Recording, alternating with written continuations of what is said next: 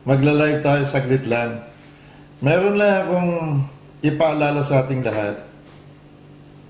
Merong talata sa Romans chapter 8 verse 1 na nagsasabing, sa English ganito pagkasabi, "Therefore, there is now no condemnation to them which are in Christ, who live not after the flesh, but after the Spirit."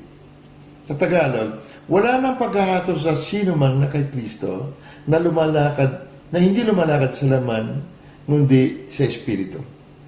Ang salitang paghahatol o condemnation doon sa English ay sa Greek, hypokrisis. Dito galing ang salitang English na hypocrisy. Now, kapag ikaw na kay Kristo na, ikaw ay binanal. Pag tayo ay na kay Kristo na, tayo ang katuwiran ng Diyos na nakikita sa mundong ito. Kapag tayo na kay Kristo na, tayo ay ipinanganak ng Diyos.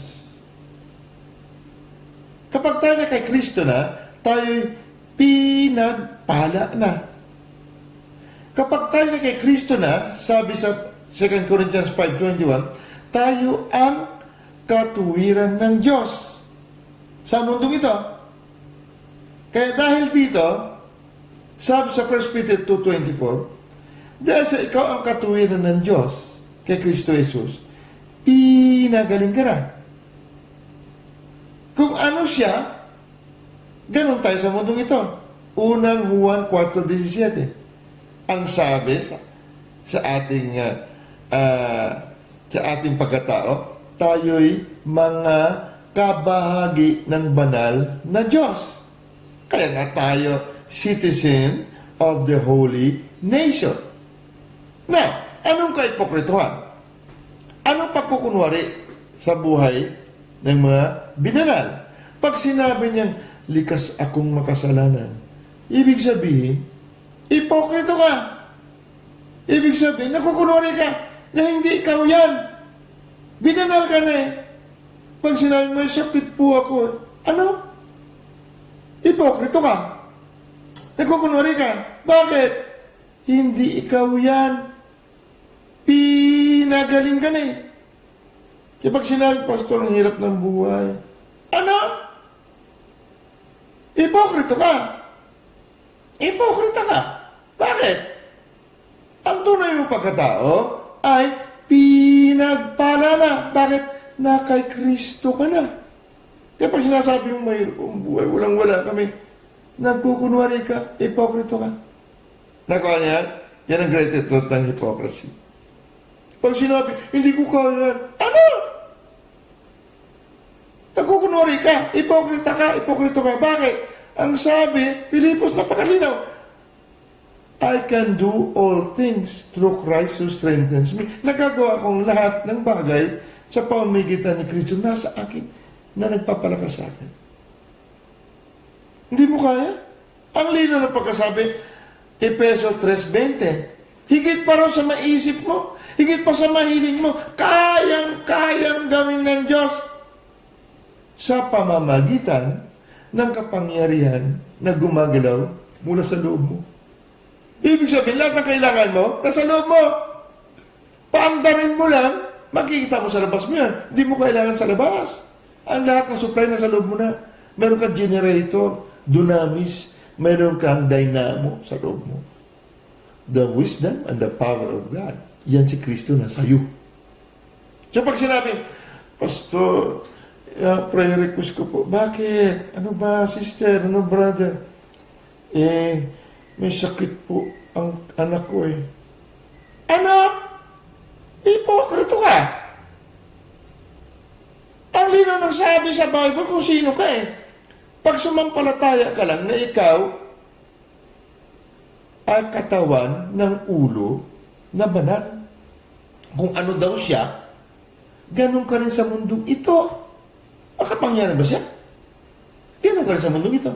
Sabi doon sa Roma o sa Marcos 16 verse 18, pag naniniwala ka kung sino ka, at hindi ka ipokrito, patong mo raw kamay mo ito sa anak mo, may sakit, palayasin mo sa pangalan ni Jesus.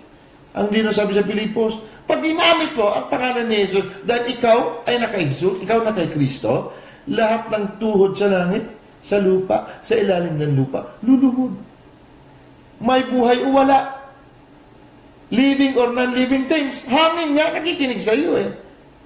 Alon nga nakikinig sa iyo pagka na kay Kristo ka eh. Kaya pag sinabi sa pangalan ni Jesus, hoy! Lumayas ka dyan sa anak ko. Yan, hindi ka hipokrito. Pero pag sinabi, Pastor, hindi naman ako sanay. Hipokrito ka. Isabuhay mo ang tunay mo pagkatao para hindi ka hipokrito. Okay? Pag hindi ka na mahagi ng salita ng Diyos, doon hindi naman ako graduate ng Bible School eh. Teka, sino nagsabi sa inyo? Mga hipokritong pastor? Dalhin mo sa kanya ang Bible. Sabihin mo sa kanya, Pastor, turo mo nga dyan sa Bible. Saan mo nabasa na hindi pwede mag-preach, mag-pastor? Ang hindi nakatapos ng Bible School? Ituro mo sa akin. Huwag ka hipokrito, pastor. Isabuhay mo tunay ng pagkatao. Sabi ni Kristo, Matthew 28, 17, hanggang doon sa 20. Lahat ng kapan sa langit at sa lupa, ibinigay na sa akin. Dahil dito, sa kapangyarihan na ito, na ibinibigay ko sa iyo, humayo ka, mamahagi ka, magbautismo ka pa nga eh. Ituro mo sa kanila, tinuro ko. Sinabi mo ni Kristo na, dahil sa kapangyarihan na ito, punta ka sa Bible School muna. Mag-aaral ka doon, bago ka mag-preach. Ang sabi ni Kristo sa mga disipulo ganito, tumigil muna kayo sa Jerusalem. Huwag kayong humayo. Antayin nyo ang kapangyarihan ng Diyos na Ama na bababa sa inyo. Pag nabautismohan kayo ng banal na Espiritu, saka kayo humayo. Hindi sinabi dun, nakatapos ka ng Bible School, sige, hayo ka na.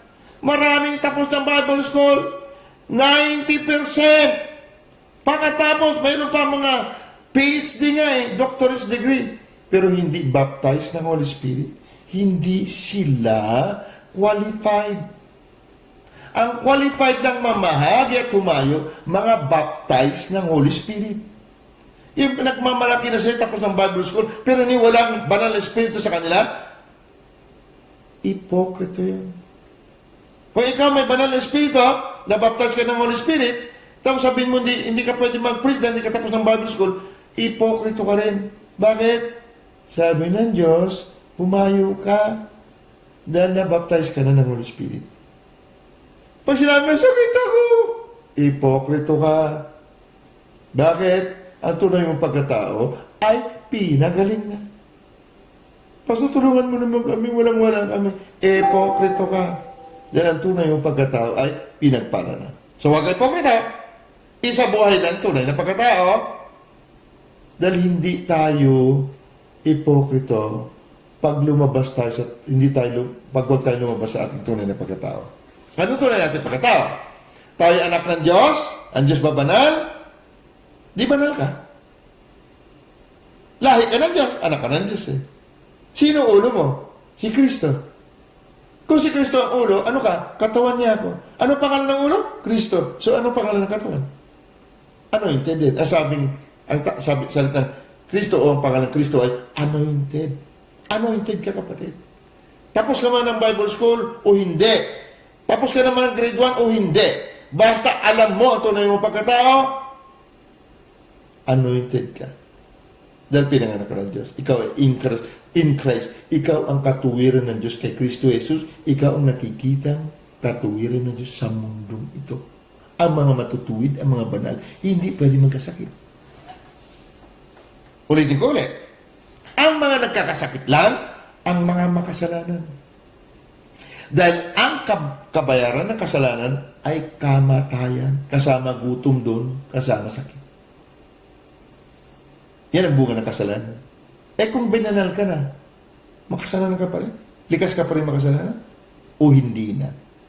So kung hindi na likas kang makasalanan, wala na karapatan ng sakit at gutom sa iyo. Malinaw? Huwag hipokrito. Pag sinabing mula ako, may sakit ako, hipokrito ka. Hindi yan ang tunay ng pagkatao. Amen? Lord, salamat po. Hindi na kami ipokrito magmula ngayon. In Jesus' name. Amen. Mag-comment kayo, ha? Iniksiyan ko na kasi napakaraming pagod makinig sa mabuting balita. Pero mamaya, ika-6 na utos na. Naku, iniiwan na yung sinaing, iniiwan na yung lahat ng anak, lahat ng gawain. Makinig doon sa chismis, makinig doon sa mga teleserye ng kasinungalingan, kawalang hiyaan. Pero mabuting balita, napapagod makinig. Huwag kang ipokrita. Ang tunay yung pagkatao ay salita. Diyan anak ka ng salita. Kaya pag salita na, mabuting balita ng salita, ang narinig mo, ikaw yan. Huwag kang ipokrito na lumayo. Dahil lalo ka lumalayo sa pagkatao mo, na tunay, lalo ka ipokrito at tatalunin ng kalaban. Amen? Ikaw ay binanal. Kaya mamuhay kang mag-isip, maniwala kang banal ka, lalo kang, alam mo ganito, isang verse lang, isang salita lang. Kapag ikaw at ako namuhay sa ating tunay na pagkatao, ang kasalanan ay hindi mo na iniiwasan. Dahil wala ka na sa pagharap ng kasalanan. Kapag tayo ay namuhay sa tunay nating pagkatao na mga binanal, anointed, ang kasalanan nawawalan ng pangil, nawawalan ng lakas. Wala siyang kalaban-laban. Kaya talunan siya. Hindi tayo, sinasabi, tukso, layuan mo ako. No, hindi ka layuan ng tukso. Pero, kapag namuhay ka tunay mong pagkatao, ang tukso mismo lalayas. Bakit? Wala na siyang pangil, wala na siyang kakayanan. Sin has no more dominion over you. Ang kasalanan ay wala ng pagkahari sa iyo. Kapag hindi ka ipokrito. Ikaw ay na kay Kristo, ikaw ay binanan. So, hindi ka na ipokrito. Okay? Mag-comment kayo para dugtungan natin. Iniksian ko na kasi baka mapagod kayo. Kasi malapit na yung, alas 5, mamaya-maya, ika-6 na utos na. Yun ang paborito mo. Ang salita, ang pagkain mo, at ang salita ay ikaw, iisa. Huwag kang hipokrito. Okay? Binanal ka na. Ikaw ang katuwiran ng Diyos na nakikita sa mundong ito dahil ikaw ang katuwiran ng Diyos kay Kristo Jesus. Amen? Thank you, Lord Jesus. Amen. Salamat po.